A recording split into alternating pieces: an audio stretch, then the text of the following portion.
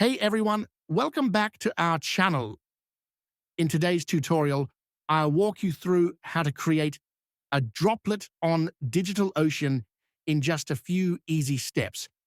Whether you're a beginner or an experienced developer, setting up a droplet is a quick and efficient way to deploy your applications. So let's get started. First, head over to digitalocean.com and log into your account. If you don't have an account yet, you can create one. It's free to sign up, and you even get some free credits as a new user. The link is in the video description. Once you're logged in, you'll land on the dashboard. This is where the magic happens. To create a droplet, click on the Create button at the top right and select Droplets from the drop-down menu. This will take you to the droplet creation page. Next, it's time to choose a region. In the Choose Region section, pick the data center location where you'd like to create your droplet. While a default option is already selected for optimal performance and lower latency, it's best to choose a region closest to you and your target audience.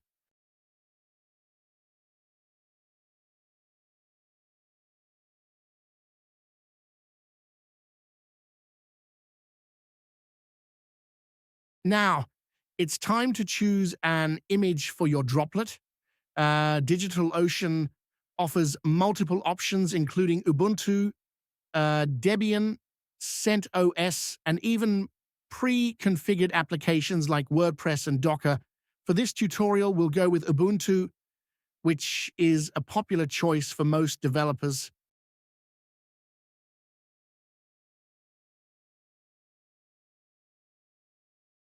You can also create custom images, which are Linux and Unix-like images imported to DigitalOcean. These images allow you to create droplets based on your custom configurations, enabling seamless migration and scaling of your workloads without the need to rebuild your environment from scratch.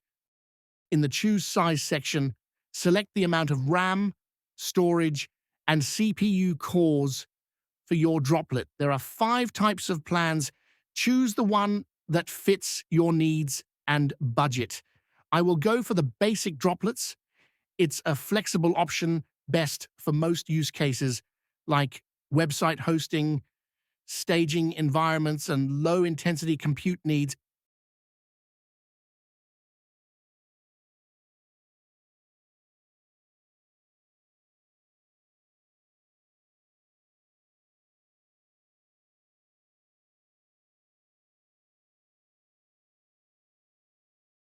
For each plan, you can choose regular and premium CPUs.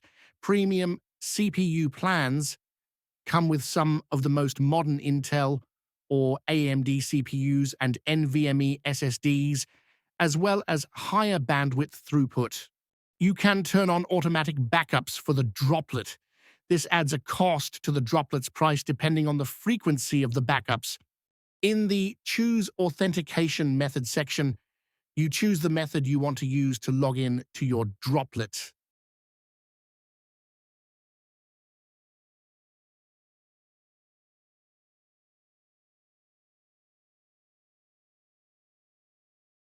You can enable several optional services that add functionality to your droplet. You can also enable IPv6 on your droplet.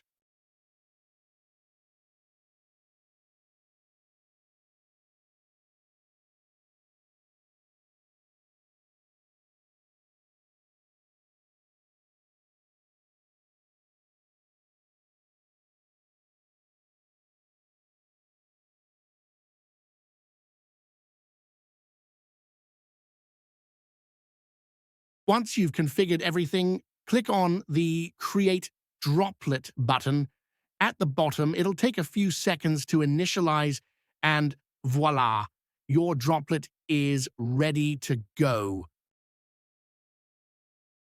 You'll see its public IP address. You can now access it using an SSH client like PuTTY for Windows or the terminal for macOS and Linux.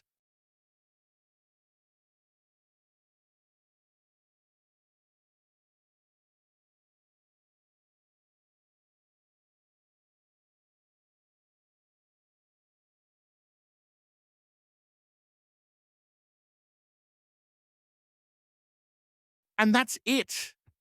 You've successfully created your first DigitalOcean droplet. Now you can start deploying applications, setting up a web server, or anything else you need.